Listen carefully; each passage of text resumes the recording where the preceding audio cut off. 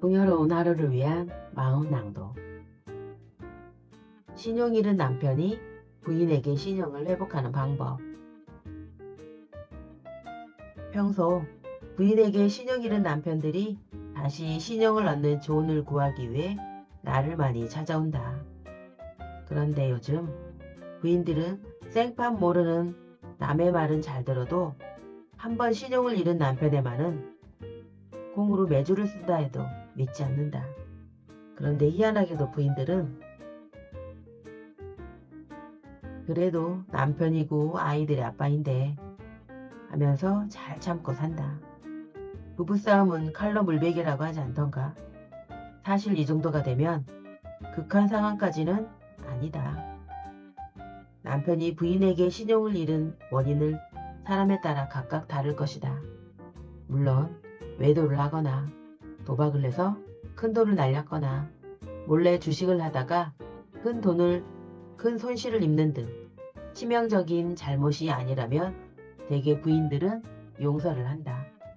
하지만 가장 큰 불화의 원인은 뭐니 해도 상대방을 무시하는 행위이다. 부부지간에도 반드시 지켜야 할 예의라는 것이 있다. 남편이 어떤 일을 하고자 할 때 의논조차 하지 않는 것은 부인을 무시하는 것이나 다름없다. 이것이 남편들이 부인들에게 신용을 잃는 가장 큰 원인이다. 부부가 서로 믿고 의지하는 가정은 저절로 부자가 된다는 말이 있다. 그만큼 부부지간의 신뢰는 가정의 행복과 바로 직결된다. 그런데 남편이 회사원이나 공무원처럼 일정한 수입이 있다면 일반적으로 부부관계는 원만하다. 하지만 남편이 사업을 하거나 장사를 할 때는 아무래도 상황이 다르다. 이때는 여건상 부부지간에도 충분한 의논이 오고 가야 한다. 그래서 월급쟁이 부부와 사업가 부부의 생활은 아무래도 다르다. 상대적으로 월급쟁이는 생활에 대한 위험 부담이 적지만 많은 수입을 기대하기란 어렵다. 그러나 사업과 장사는 상대적으로 위험 부담도 있지만 많은 돈을 벌 기회가 있다는 것이다.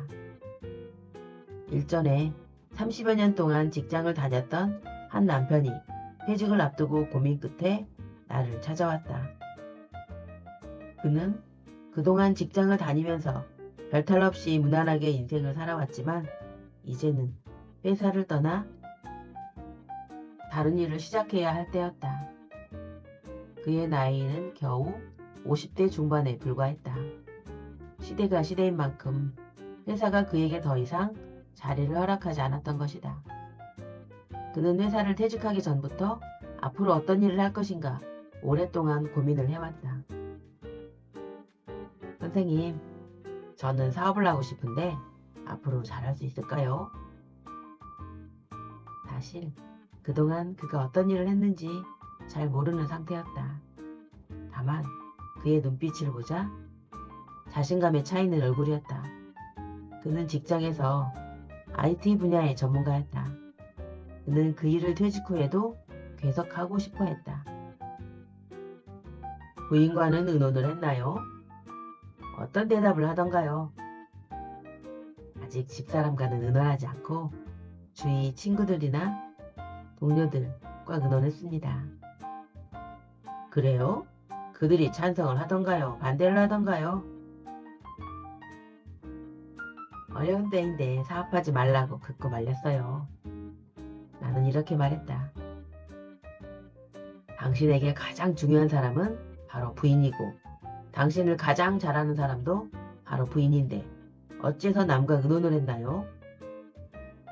제 생각에 부인과 의논해서 찬성하면 하시고 만약 부인이 반대를 하면 하지 않는 것이 좋을 듯 합니다.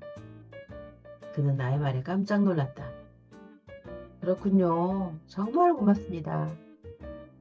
그는 몇 달이 지난 후 부인과 함께 나를 찾아왔다.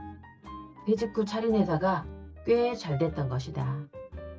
오래전부터 퇴직 후의 사업 계획을 철저하게 세운 덕분이기도 하지만 무엇보다도 그가 사업에 성공할 수 있었던 요인은 바로 부인의 적극적인 도움이 있었기에 가능했던 것이다. 이처럼 부인의 역할은 그 누구보다 중요하다. 그가 성공할 수 있었던 가장 큰 요인은 할 수 있다는 자신감 30%와 부인의 적극적인 지지 40%가 합쳐지고 대자연의 에너지 30%가 더해져 100% 성공할 수 있었던 것이다. 물론 실패할 수도 있었겠지만 설령 그렇다고 하더라도 그는 다시 부인의 지지를 받아서 반드시 성공할 수 있다는 것이다. 이쯤에서 나는 대자연의 법칙에 대해서 여러분들에게 얘기하고자 한다. 어떤 사람이 사업을 하려고 한다. 대개 부부관계가 원만하지 않는 남편들은 부인과 먼저 의논하지 않고 가까운 친척이나 친구들과 의논한다. 남편이 그들에게 뭔가 조언을 구하려는 것은 불안한 마음이 있기 때문인데 그들이 만약 경기가 좋지 않으니 사업을 하지 말라고 했는데도 감행했다면 무조건 그 사업은 100% 망하게 되어 있다. 왜냐하면 사업하기도 전에 불안 심리로 인해 이미 외부로부터 열정을 빼앗겨버렸기 때문이다. 이것이 바로 그 사업이 가지고 있는 마이너스 에너지인 것이다. 반대로 부부 사이가 좋지 않은 어떤 사람이 사업을 하기 전에 먼저 부인과 의논을 했다고 치자. 그런데 부인이 뜻밖에도 당신이 하고 싶은 사업을 하세요 라고 한다면 그 사업의 성공 확률은 몇 프로일까? 100%이다. 왜 그럴까? 부인의 에너지가 바로 그 사업에 더해졌기 때문이다. 그런데 부인이 사업하는 것을 반대했는데도 감행했다면 어떻게 될까? 망할 확률은 100%이다. 내가 이런 소리를 하면 혹자는 무슨 궤변인가 하겠지만 자신의 일에 대한 확신이 서지 않는 사람은 주위로부터 힘을 빌리려 하는 반면 확신이 있는 사람은 자신있게 자신의 에너지를 다 쏟아붓기 때문이다. 이것이 바로 내가 말하는 대자연의 법칙이다. 그러니까 사람은 무엇을 하든지 간에 누군가와 먼저 의논을 했다면 그 사람의 말을 분명하게 귀담아 들어야 한다는 것이다. 우리는 자신을 믿지 않는 사람과는 의논을 하지 않는다. 그렇게 해서 누군가가 반대를 하면 무조건 승복하고 허락하면 다시 한번 생각을 해보라는 얘기이다. 지금은 자본주의 사회이다. 자신과 의논해준 상대의 시간을 소중하게 생각하라는 것이다. 상대방이 시간을 내서 해준 말을 소중하게 경청해야 한다.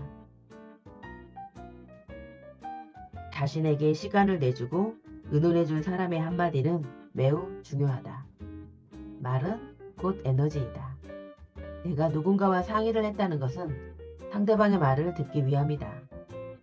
의논해놓고 나중에 상대방의 의견을 묵살할 것 같으면 애초에 의논을 하지 말아야 한다. 이것이 상대방의 의견을 존중해주는 방법이다. 이 같은 대자연의 법칙은 평생 머릿속에 되새기고 있어야 한다. 학생이 학교에 가서 공부를 하는 것도 선생님의 시간을 빼앗는 것이기 때문이네. 선생님의 말씀을 귀담아 들어야 한다. 이는 삶의 진리이자 대자연의 법칙이므로 명심해야 한다. 이것을 간과하면 당신에게 성공이란 없다. 부부 사이에도 시간을 내어 무슨 일이든 의논하고 대화를 많이 해야 한다. 이것이 신용을 잃는 남편이 신용을 얻는 유일한 방법이다. 이 또한 대자연으로부터 에너지를 받는 방법이기도 하다. 부부가 자주 대화하면 얼마 지나지 않아서 그 집은 부자가 될 것이다. 오늘 하루도 풍요로운 하루를 위한 마음낭독 함께 하셔서 감사합니다.